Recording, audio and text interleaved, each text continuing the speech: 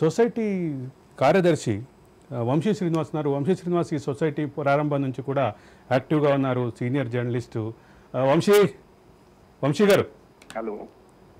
Good evening. Good evening Vamsi garu. ఏంటి దీనికి సంబంధించినటువంటి వివాదం సంబంధించి ఇప్పుడు తిరుగుతున్నటువంటి అంశాలు ఏంటి, ఇప్పుడు వస్తున్నటువంటి పరిస్థితిలో ఎక్కడ ఆగింది అనేది నా ప్రధానమైన ప్రశ్న. ఇది మనకి అంటే మీకు బ్రాడ్గా బ్రీఫ్ హిస్టరీ తెలిసే ఉంటుంది. 2008లో కాంగ్రెస్ అప్పుడు రాజశేఖర రెడ్డి గారు సీఎం మనకి జియో ద్వారా అలాట్ అయింది. 32 acres నిజాంపేటలో అండ్ 38 acres ఇప్పుడు ఈ ఏదైతే ఇప్పుడు మీరు రిఫర్ చేస్తున్నారో పేట్ బషీరాబాద్, అది 38 acres. అయితే డ్యూ టు లిటిగేషన్, అంటే మాతో పాటు ఎమ్మెల్యేస్కి ఐఏఎస్కి వీళ్ళందరికీ ఇవ్వడంతో అది లిటిగేషన్ లోకి వెళ్ళింది. సో మాది కూడా అప్పట్లో ఛాలెంజ్ చేయడము, హైకోర్టులో మా సొసైటీస్కి వ్యతిరేకంగా వచ్చినందుకు మళ్ళీ సుప్రీంకోర్టుకి వెళ్ళటం వరకు అది లీగల్ ఇష్యూ నడిచింది. బట్ 2017లో మేము కూడా, అంటే అప్పటికే మేము 12.5 crores పే చేయడం వల్ల సుప్రీంకోర్టు ఏమన్నారంటే మిగతా సొసైటీస్ అన్నింటికి పొసెషన్ ఇచ్చినప్పుడు ల్యాండ్ వీళ్ళకి కూడా ఇవ్వమని అన్నప్పుడు ఫైల్ మూవ్ చేయడం జరిగింది. అప్పుడు 32 acres మాకు పొసెషన్ ఇచ్చారు, కానీ ఇట్లా కొన్ని కోర్టు కేసెస్ ఉన్నాయని చెప్పి అప్పుడు కలెక్టర్ ఇచ్చిన రిపోర్ట్ బేస్ చేసి దీన్ని హోల్డ్ లో పెట్టడం జరిగింది, పేట్ బషీరాబాద్ ల్యాండ్.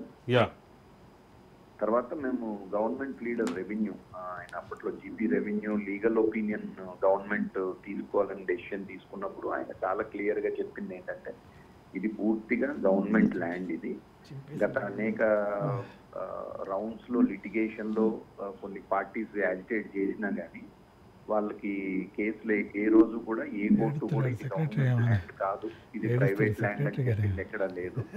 సో అందుకని చెప్పి ఇది ప్లస్ సెయింట్ ఆన్స్ కి 20 acres ఇచ్చింది అప్పటికే. అట్లాగే Pet Basheerabad police station same survey number అక్కడ కూడా ఇచ్చారు కాబట్టి అదే విధంగా వీళ్ళకి జర్నలిస్ట్ సొసైటీకి కూడా మీరు ఇమీడియట్ గా ల్యాండ్ హ్యాండ్ ఓవర్ చేయొచ్చు అని చెప్పి ఒక లీగల్ ఒపీనియన్ ఇవ్వడం కూడా జరిగింది. బట్ కారణాలు ఏంటి అన్నది నేను, ఎందుకంటే నాకు తెలియని విషయాన్ని నేను చెప్పలేను కాబట్టి కారణాలు ఏమైనా సరే గవర్నమెంట్ హ్యాండ్ ఓవర్ చేయడం అన్నది జరగలేదు. 2020లో ఒకసారి టిఎస్ఐఐసి వాళ్ళు ఒక ఐటీ టవర్ ప్లాన్ చేసి అక్కడ సర్వే చేయడం జరిగింది అదే ల్యాండ్ లో. అప్పుడు కూడా మేము అప్రోచ్డ్ సుప్రీం కోర్టు. రమణ గారు అప్పటికి ఇంకా చీఫ్ జస్టిస్ అయినట్లేరు, నాకు I don't exactly remember. But మేము సుప్రీం కోర్టుకి మళ్ళీ మేము పిటిషన్ ఏం వేసామంటే, ఇంటీరియం అప్లికేషన్ ఏం ఫైల్ చేసామంటే ఇది మాకు ఆల్రెడీ 17లో మాకు హ్యాండ్ ఓవర్ చేయమని ఇచ్చిన తర్వాత థర్డ్ పార్టీ ఇంట్రెస్ట్ క్రియేట్ చేయడం కరెక్ట్ కాదు ఇది అనేటప్పటికి గవర్నమెంట్ ఏం చేశారంటే వాళ్ళు they gave N undertaking that this land will be given to these journalist and we will not create any other interest అని చెప్పి, and this land will not be put to any other use అని కూడా వాళ్ళు supreme court actually వాళ్ళ undertaking ని record చేసింది clear గా. Record చేసిన తర్వాత since they have already gave a commitment not to use this land for any other purpose, వాళ్ళు దాన్ని. వంశీ గారు, నాకు బాగా గుర్తు దాని విషయంలో రాష్ట్ర ప్రభుత్వం వేసినటువంటి అఫిడవిట్ లో annoyingly we have decided to construct a project here అని అన్నోయింగ్లీ అనే వర్డ్ ఉన్నట్టు నాకు గుర్తు. ఏమై రైట్? అట్లాగా అన్నోయింగ్లీ అని కానీ లేకపోతే వాళ్ళు నాకు తెలిసి వాళ్ళు టవర్ కడతామని చెప్పి మేము అదే టవర్ కడదామని మేము ప్లాన్ చేసామని కానీ అట్లా ఏం ఇవ్వలేదండి వాళ్ళు. వాళ్ళందరూ ఇది వీళ్ళకి సంబంధించిన దాన్ని మేము వేరే పర్పస్ కి వాడము అన్నది ఆయన వైద్యనాథన్ గారు అని అప్పటికి తెలంగాణ గవర్నమెంట్ కి అక్కడ అడ్వకేట్ గా ఉండేవారు సుప్రీం కోర్టులో, సీనియర్ అడ్వకేట్ కింద. he gave that commitment.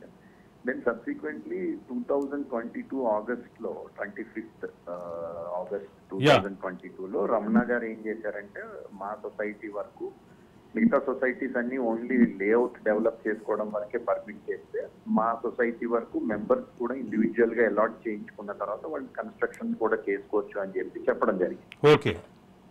అప్పటి నుంచి కూడా మనం గవర్నమెంట్ ని అనేక సార్లు రిప్రజెంట్ చేస్తూ వస్తున్నాం. అది వాళ్ళు దాని మీద అయితే ఒక నిర్ణయం అయితే తీసుకోకుంటారు. వంశీ గారు ఏంటంటే వంశీ గారు ఇక్కడ జరిగినటువంటి టెక్నికాలిటీస్ అన్ని మీరు ఎక్స్ప్లెయిన్ చేశారు, వెరీ గుడ్. కానీ నిన్న జరిగినటువంటి ఘటనలో కబ్జాదారులు కొంతమంది రావటాన్ని ఎట్లా చూడాలి అనేది ప్రధానమైన ప్రశ్న. అదేనండి, వాళ్ళు అంటే దెర్ ఆర్ 2 కేసెస్ అండి, అక్కడ 2-3 కేసెస్ ఉన్నాయి.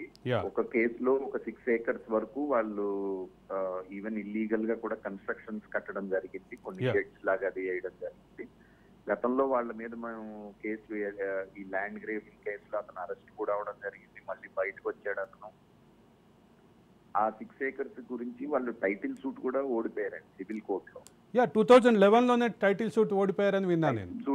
టైటిల్ సూట్ ఓడిపోవడంలోనే వాళ్ళు చాలా ఆ టైం 2011 కాదండి, 2018-19 ఆ టైంలో ఓకే వాళ్ళు క్లియర్ గా ఆమె సివిల్ కోర్ట్ మీకు తెలిసే ఉంటది, జనరల్ గా టైటిల్ సూట్ ని డిసైడ్ చేసి సివిల్ కోర్ట్.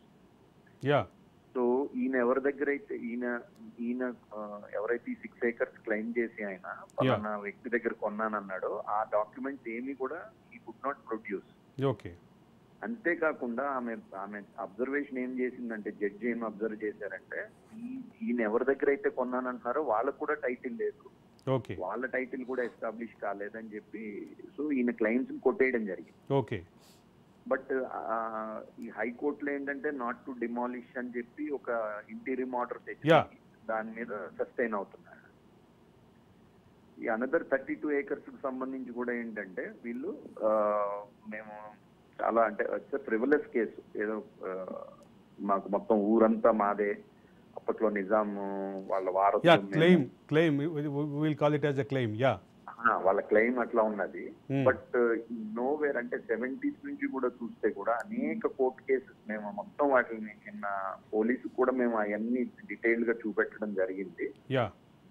ఏ కేసులో కూడా వాళ్ళకి వ్యతిరేకంగా అయితే వచ్చింది తప్ప ఫేవరబుల్ గా ఎక్కడ రాలా. And they never approach civil courts for title.